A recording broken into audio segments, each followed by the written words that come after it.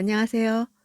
잃은 아들에 대한 비유입니다. 오늘 본문은 누가복음 15장 11절에서 32절입니다. 11절, 12절. 예수께서 말씀하셨습니다. 어떤 사람에게 두 아들이 있었다. 작은 아들이 아버지에게 말했다. 아버지, 재산 중에서 제가 받을 몫을 주십시오. 그래서 아버지는 두 아들에게 살림을 나눠주었다. 유대 상속법은 아버지 사망 시에 큰아들이 2배를 받도록 규정돼 있어서 작은 아들은 아버지 재산의 3분의 1을 차지할 수 있었습니다. 그러나 아버지가 죽기 전에 이루어질 경우에는 아마도 9분의 1 정도를 받았을 것으로 추측합니다. 그럼에도 작은 아들은 한시라도 아버지를 떠나 규제 없는 삶을 마음껏 살아보려고 그것을 요구했습니다. 13절. 며칠 뒤 작은 아들은 자기가 가진 것을 모두 챙겨서 멀리 다른 나라로 떠났다. 그러고는 거기서 방탕하게 살면서 그 재산을 낭비했다. 챙기다 라는 단어는 모으다, 거두다 그런 뜻 말고도 현금으로 바꾸다 이런 뜻도 있습니다. 그는 토지를 팔아서 돈으로 바꿨을 것입니다. 방탕하게 란 단어는 구원에 합당한 이란 단어와 부정접두사의 합성어로서 구원에 합당치 않은 이런 뜻입니다.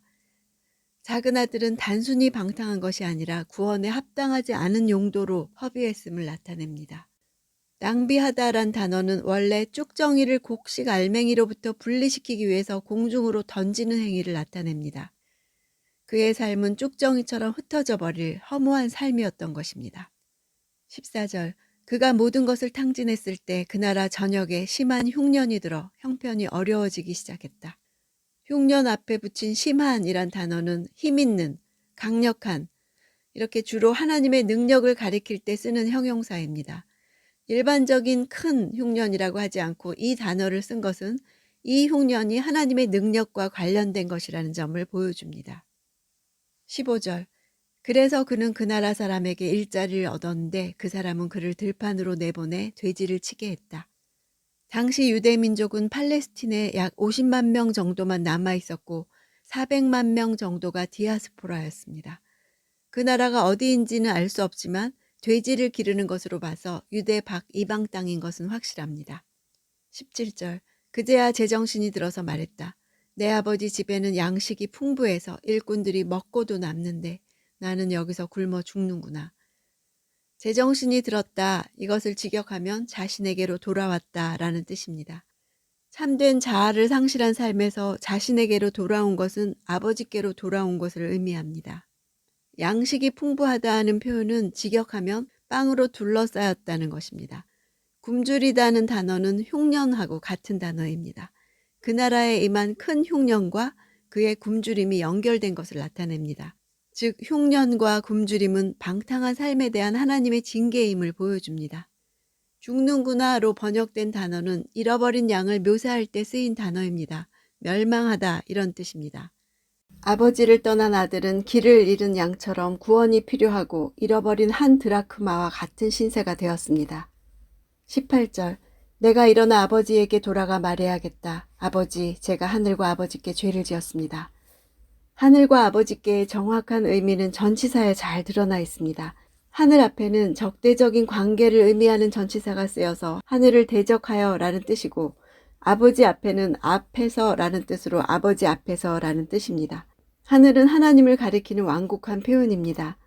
이렇게 하늘과 아버지를 분리해서 사용한 것은 사람에 대한 도리를 다하지 못한 것이 곧 하나님께 범죄하는 것이란 원리를 말해줍니다. 19절. 저는 더 이상 아버지의 아들이라 불릴 자격이 없으니 그저 하나의 일꾼으로나 삼아주십시오. 자격이 없다는 것은 이미 상속분을 다 받았기 때문에 법적으로 아무 권리도 주장할 수 없다는 것을 깨달은 것입니다. 일꾼은 임시적으로 고용된 종을 뜻합니다. 이제 아들도 아니고 종으로도 아니고 일시 고용인인 날품팔이로 들어가겠다고 하는 것입니다. 22절. 그러나 아버지는 종들에게 말했다. 어서 가장 좋은 옷을 가져와 이 아이에게 입혀라. 손가락에 반지를 끼우고 발에 신을 신겨라. 여기서 옷이라는 단어는 발까지 내려오는 겉옷을 말합니다. 왕들과 제사장들과 높은 지위의 사람들이 입는 것이었습니다. 이것은 아들로서의 권위와 지위를 인정했다는 것을 뜻하지요. 가장 좋은이란 집안의 첫 번째 옷을 말합니다. 집에서 잔치를 베풀 때 가장 귀한 손님에게 입히는 옷을 의미합니다. 반지는 인감이나 마찬가지로 상속받을 권위를 아들에게 준 것을 뜻합니다. 맨발로 돌아온 아들에게 신을 신기는 것은 종이 아닌 자유인을 상징합니다. 즉 이전의 모든 지위를 완전하게 회복시켜 준 것입니다. 첫 번째 옷과 반지는 모두 첫째 아들에게 상속되어야 할 것들입니다. 24절 내 아들이 죽었다가 다시 살아났다. 이 아들을 잃었다가 이제 찾았다. 이렇게 그들은 잔치를 벌이기 시작했다. 죽었다가 살아났고 잃었다가 찾았다. 이것이 아버지가 기뻐하는 이유였고 잔치가 열리는 이유였습니다.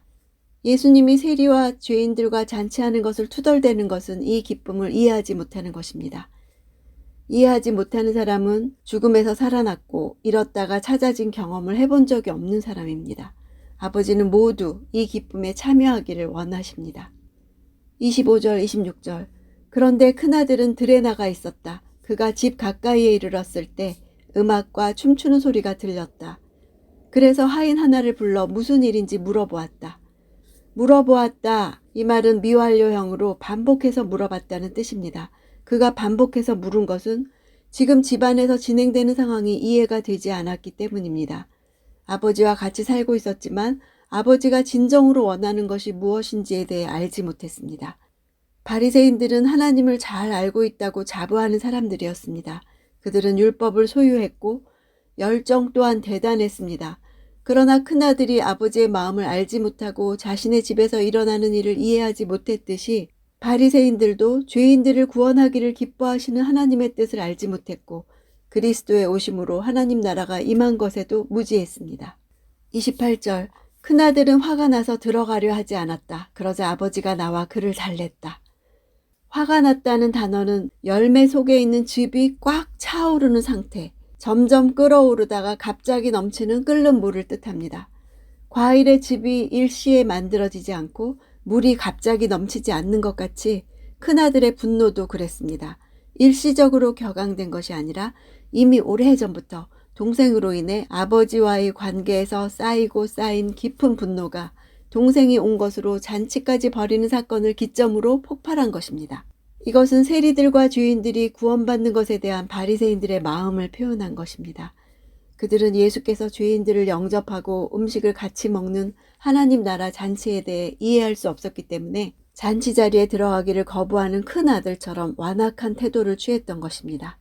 29절 그러자 큰아들이 아버지에게 이렇게 말했다. 보십시오. 저는 여러 해 동안 아버지를 위해 종노릇하고 무슨 말씀이든 어긴 적이 없습니다. 그런데 제게는 친구들과 함께 즐기라며 염소 새끼 한 마리도 주시지 않았습니다.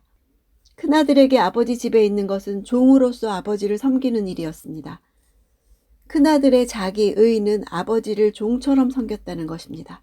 무슨 말씀이든 어긴 적이 없다는 것은 바리새인들의 자랑거리였습니다. 그들은 율법을 지키되 종처럼 지킨 것입니다. 하나님의 자녀라는 인식과 기쁨은 느끼지 못한 채 인격적인 교제도 없이 의무감에서 하나님을 섬긴 것입니다. 부정부사를 2번 사용해서 자신은 무슨 말씀이든 어긴 적이 없는데 아버지는 즐기라며 염소 새끼 한 마리도 주지 않았다고 대조하고 있습니다. 또한 동생은 죄인인 반면 자신은 의인이었기에 잔치는 당연히 자신을 위한 것이어야 하지 동생을 위한 것이어서는 안 된다는 것입니다. 바리새인들은 큰아들과 같이 아버지와 늘 함께 있으며 높은 지위와 신분을 지니고 있었음에도 불평을 일삼으면서 자신들에게 주어진 축복과 특권을 알지 못했습니다. 아무런 기득권도 없는 죄인과 세리들을 인정하지 않고 배척하는 독선에 빠져 있었습니다. 31절 아버지가 말했다. 얘야 너는 항상 나와 함께 있지 않느냐? 또 내가 가진 모든 것이 다 내 것이다. 내가 가진 모든 것이 다 내 것이라는 말은 아버지의 모든 것이 바로 현재 큰아들의 소유고 앞으로도 계속된다는 것을 말한 것입니다. 동생이 돌아왔어도 그의 권리에는 아무런 영향이 없다는 것을 밝히고 있는 것입니다. 아버지는 작은 아들에 대해서는 인내함으로 기다려 주었습니다. 큰아들에 대해서는 아버지와 기쁨을 같이 하기를 원했습니다. 잃은 양을 찾았을 때, 여인이 드라크마를 찾았을 때도 친구들과 이웃을 불러 모아 함께 기뻐하자고 했습니다. 아버지는 큰아들에게 동생이 죽었다가 살아났고 잃었다가 찾았으니 기뻐하는 것이 당연하다고 합니다. 하나님 나라의 기쁨은 영원히 돌아오는 것입니다. 오늘도 하나님께는 인내함으로 기다려주는 아들이 있고 기쁨을 같이 하기를 원하는 아들이 있습니다. 내가 죽었다가 살아난 사람인 것을 아는 사람은 하나님의 기쁨을 이해할 수 있습니다. 내가 받을 자격이 없는 사람인 것을 모르면 사람도 용납할 수 없고 하나님과도 연합할 수 없습니다. 내가 돌아올 때 영접받은 감격이 있습니까? 지금도 나로 인한 하나님의 기쁨을 느낍니까? 그것이 아버지 집에 있는 아들입니다.